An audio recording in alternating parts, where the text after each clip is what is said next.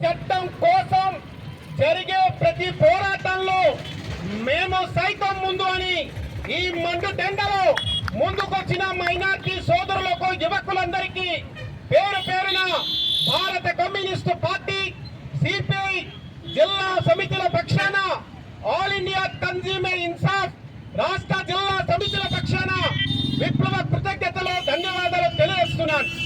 ఈ బొప్పు చట్టం అనేది భారత రాజ్యాంగాన్ని అవమానపరిచే విధంగా, భారతదేశ లౌకిక తత్వాన్ని మలినం చేసే విధంగా మొత్తం దేశం చూస్తుండగా ఒకరోజు రాత్రంతా దేశానికి ఏదో ఆపద వచ్చిందన్నట్టు అర్ధరాత్రి 3 గంటల వరకు పార్లమెంటును కొనసాగించి సభ్యులందరినీ బంధించేలా వ్యవహరించి ఈ పనికి మాలిన చట్టాన్ని నరేంద్ర మోడీ తీసుకురావడం జరిగింది. దీన్ని పనికి మాలిన చట్టం అని చెప్తున్నాం. ఎందుకంటే ఈ భారతదేశంలో మా నాయకులు బాలనరసింహ గారు చెప్పారు, స్వాతంత్రానికి పూర్వం గాని తర్వాత గాని ఏ రాజకీయ పార్టీయో ఆ పార్టీల ద్వారా వచ్చిన ప్రభుత్వాలు ఇచ్చిన ఆస్తులు కావు ఈ బొప్పనికి. బొప్పంటే అల్లా పేరుతో దానం ఇవ్వడం.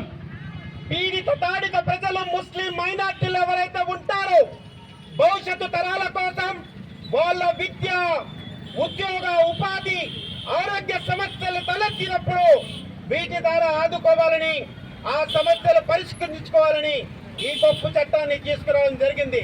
1812లోనే ఈ చట్టం రావడం జరిగింది. ఆ తర్వాత 1954లో, 68లో, 95లో, 2013లో ఇలా అనేక రకాలుగా ఈ చట్టాన్ని సవరణ చేస్తూ కొన్ని చట్టాలను తీసుకురావడం జరిగింది. చట్టాల్లో ఉన్నటువంటి పార్టీ అనేటువంటి ఒక నిబంధనను పూర్తిగా చూపించి ఈ కేంద్రంలోని ఎన్డీఏ మోదీ ప్రభుత్వం మొత్తం భారతదేశంలో ఉన్న ఈ గొప్ప వ్యవస్థనంతా కూడా అతలాకుతలం చేయడానికి కుటిల ప్రయత్నం చేయడమే ఈ ఉమ్మీదటువంటి చట్టం. ఉమ్మీద్ అంటే ఒక భరోసా, ఒక నమ్మకం. కానీ ఈ మొత్తం భారతదేశంలో 22 కోట్ల మంది ముస్లింలు ఉన్నారు. అందులో అక్కడో ఇక్కడో మోడీ వేసిన ఎంగిలి మెతుకులకు అమ్ముడు పోయిన పనికి మాలిన ముస్లింలు ఒక 10 మంది మినాయించి ఇంకెవరు కూడా దీన్ని ఉమ్మీదిగా భావించడం లేదు. ఈ చట్టం ప్రజలకు ఉపయోగపడుతుందని ఆశించడం లేదు. ఈ చట్టాన్ని మేము ఎందుకు వ్యతిరేకిస్తున్నాం? భారత కమ్యూనిస్టు పార్టీ జాతీయ ప్రధాన కార్యదర్శి కమిటీ రాజా గారు సుప్రీంకోర్టులో మొట్టమొదటి పిల్ వేయడం జరిగింది. ఆ తర్వాత ఒక 10 మంది ప్రముఖ సంస్థలు లేకపోతే ఇతర పార్టీల నాయకులు అందరూ కలిసి 10కి పైగా చేయడం జరిగింది. రేపు 16న సుప్రీంకోర్టు ముందుకి ఈ జడ్జిమెంట్ ఏమంటారు, కేసు అంతా కూడా విచారణకు రాబోతా ఉంది. ఈ తరుణంలోనే కమ్యూనిస్టు పార్టీ ఈ ఆందోళన కార్యక్రమం, నిన్న ఒక కార్యక్రమం, 10వ తేదీన ఈ కార్యక్రమం, 19వ తారీఖున ఇంకో కార్యక్రమం, ఏది ఏమైనప్పటికీ కూడా బొప్పు చట్టాన్ని వెనక్కి తీసుకోవాలనేది అందరి కోరిక, డిమాండ్. నేను ఒకటే అంటున్నాను, చాలా మంది ఈ ఎవరైతే కువానా మేధావులు ఉంటారో ఈ కువానా మేధావులంతా ఈ చట్టం బాగుంది, ఈ చట్టం లేకపోతే బొప్పు భూముల్ని కొంతమంది ఆక్రమించుకొని అనుభవిస్తున్నారని చెప్తాం జరుగుతుంది. బొప్పు భూములు, బొప్పు ఆస్తులు ఎవరికైతే సద్వినియోగం చాలాలో అవి పూర్తి స్థాయిలో కావడం లేదు. I agree. కానీ ఈ చేయికి చెప్పొస్తే దీనికి మందేసి న్యాయం చేయాలి, నయం చేయాలి. కానీ ఆ చేతిని కొట్టేసి దాని ప్లేసులో నీ చేయిని ఫిక్స్ చేస్తావంటే మెడకాయ మీద తలకాయ ఉన్న ఎవడు కూడా ఇలాంటి పనికి వాలిన ఆల్టర్నేటివ్ విధానాన్ని తీసుకురారు ఒక మోడీ ఎన్డీఏ ప్రభుత్వం తప్ప అన్నటువంటి విషయాన్ని అందరూ కూడా గుర్తించాల్సిన అవసరం ఉంది. 6 చట్టాలను 6 నిబంధనలను ఈ రోజు సిపిఐగా, కన్స్యూమర్ ఇన్సాఫ్ గా యావత్తు భారత్ లో ఉన్న ముస్లిం సమాజం అంతా కూడా తీవ్రంగా ఖండిస్తా ఉంది. మొదటిదైనటువంటిది 1995లో ప్రవేశపెట్టినట్టుగా ఏదైతే 22 మంది జాతీయ వక్ఫ్ బోర్డులో 11 మంది రాష్ట్రాల వక్ఫ్ బోర్డులో సభ్యులు ఉండాలని చెప్పడం జరిగింది.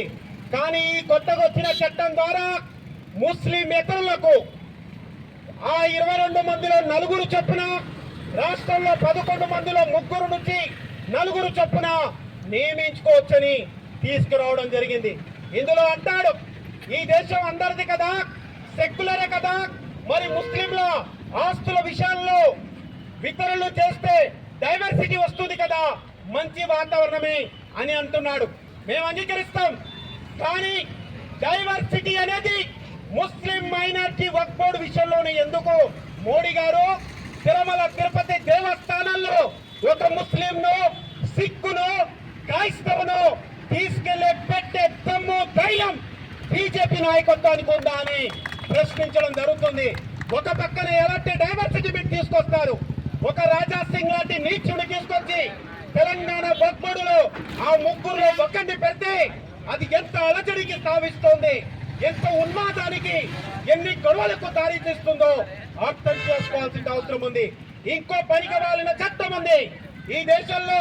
రాజులు, మహారాజులు ఆంధ్ర కాలం నుంచి మొదలుకుంటే 500 క్రితం ఉన్నటువంటి శ్రీకృష్ణ దేవరాయలు ఎవరైతే స్వర్ణయుగంగా పిలుచుకుంటామో వాళ్ళు హైందవ మతంతో పాటు ముస్లిం మతాలకు, మసీదులకు, దర్గాలకు వందల వేల ఎకరాల భూములు ఇవ్వడం జరిగింది.